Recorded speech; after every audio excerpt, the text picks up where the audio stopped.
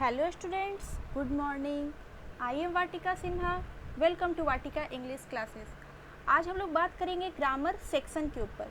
मेरे previous videos रहे हैं noun and case, noun and number, complete noun के ऊपर as well as subject verb agreement और लिटरेचर के लिए. Literature 9, 10th, 11th, 12th, 8th आप ज़रूर विजिट करिए, वो आपके लिए बहुत हेल्पफुल होगा. मैंने पॉइंट टू पॉइंट बात करी है उसमें.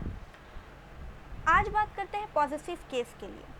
पॉजिटिव का मतलब क्या होता है? एक बात और, आप लोग इंग्लिश को बहुत ग्रांटेड लेते हैं कि ये तो खुद से समझ आ जाएगा या फिर एग्ज़ाम में देख लेंगे. ऐसा नहीं होता है. इंग्लिश अब बहुत मॉडिफाइड हो गया है, इंग्लिश बहुत इनरोल हो गया है हम लोगों के लाइफ में. तो आए दिन हम लोग जो भी बात करते हैं, सुनते हैं, समझते हैं, एक मीडियम है कम्युनिकेट करने का, वो इंग्लिश है और वो बहुत ज़्यादा है आजकल. तो आपको समझना पड़ेगा. आइदर आप बोल रहे हो, लिख रहे हो, आपको समझ आनी चाहिए कि वो किस बारे में, किस टॉपिक के बारे में बात कर रहा है. उसके लिए ज़रूरी है कि आप बेसिक से स्टार्ट करें. डायरेक्ट आप ऑब्जेक्टिव देखेंगे तो समझ नहीं आएगा, इसलिए बेसिक एक एक पॉइंट को ज़रूर समझें और स्टेप बाय स्टेप ही आगे बढ़ें. आज बात करते हैं पॉजिटिव केस का. ये नाउन एंड केस का मोस्ट इम्पॉर्टेंट पॉइंट है.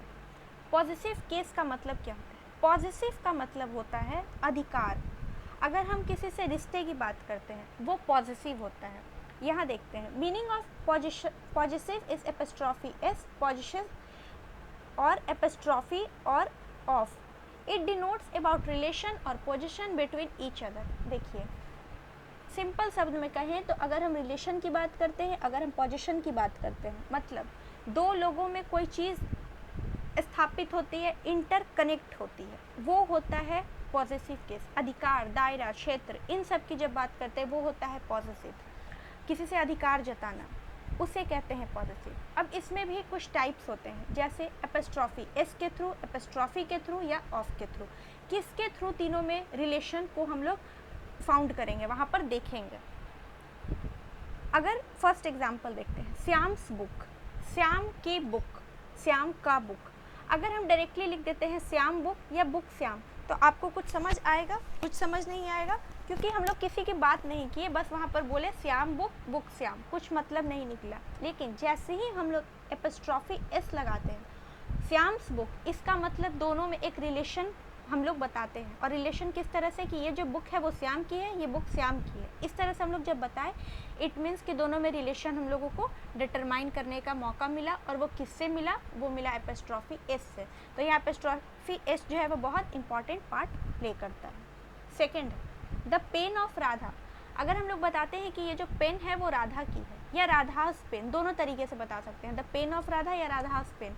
तो हम लोग क्या बता रहे हैं कि ये जो कलम है वो राधा की है, राधा की ये कलम है. दोनों तरीके से हम बता सकते हैं. इट मीन्स कि दोनों में एक रिलेशन को हम लोगों ने एडज्वाइन किया.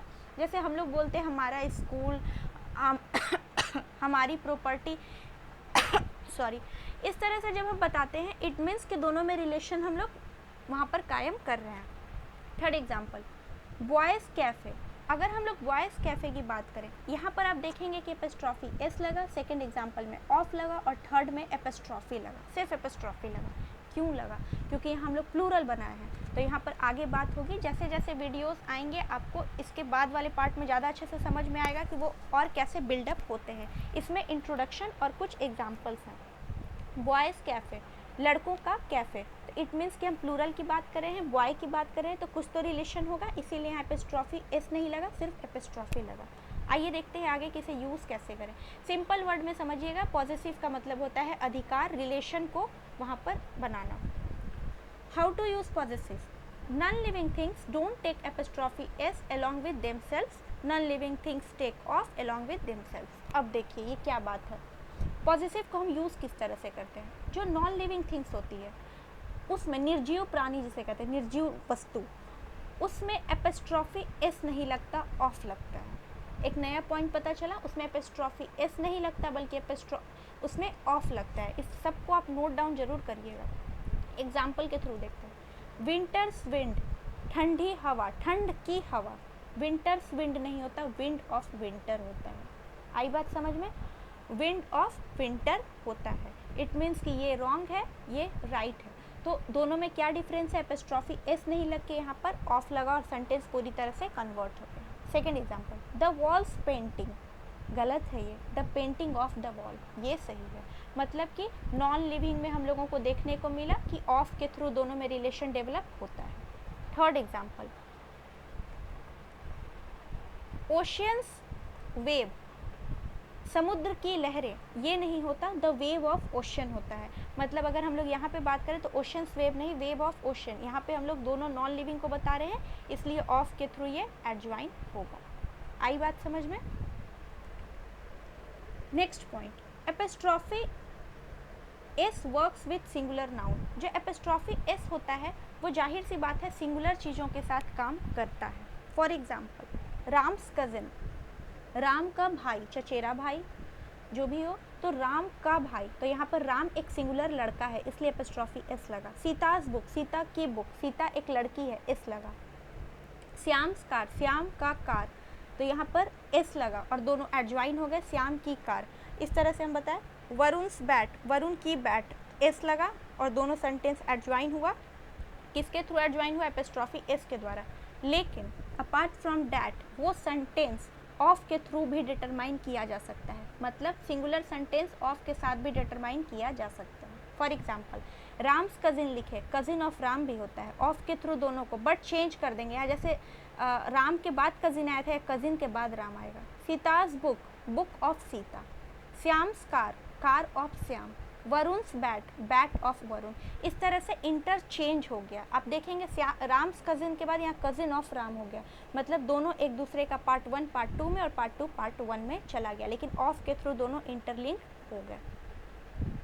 Next point, apostrophe works with plural noun. ये एपिस्ट्रॉफी एस की नहीं बात करी, एपिस्ट्रॉफी की बात करी, और ये काम करता है प्लूरल नाउन के साथ भी। फॉर एग्जाम्पल, बॉयज़ कैफ़े, अगर हम बॉयज़ कैफ़े की बात करें तो यहाँ पे देखिएगा बॉयज़ के बाद यहाँ पर लास्ट में यहाँ पर डैश ये लगा है, एपिस्ट्रॉफी लगा है। मतलब कि पहले एपिस्ट्रॉफी नहीं लगा है। इसका रीज़न क्या है?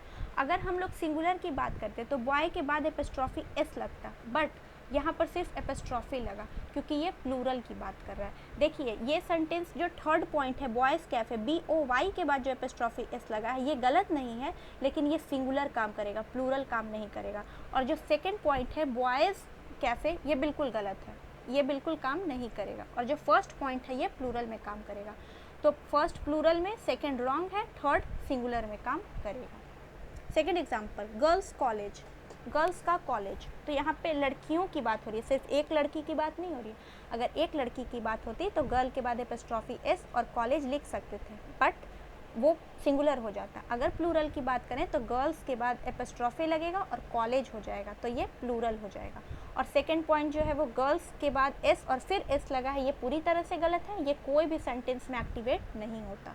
फर्स्ट प्लूरल में होता है, थर्ड जो होता है वो सिंगुलर में होता है, सेकेंड एक्टिवेट कहीं नहीं होता है। आई होप आपको मेरी बात समझ आई होगी। आज का वीडियो बस यहीं तक था। नेक्स्ट वीडियो जो होगा इसी को बिल्ड करते हुए होगा। अगर मेरा वीडियो पसंद आता है तो लाइक करें, शेयर करें, सब्सक्राइब करें, बेल आइकन पर क्लिक ज़रूर कर दें ताकि मेरे अपडेटेड वीडियोस टाइमली आप तक पहुंच सके। मैं मिलती हूं आपको नेक्स्ट क्लास में, तब तक अपना ध्यान रखें। Thank you so much.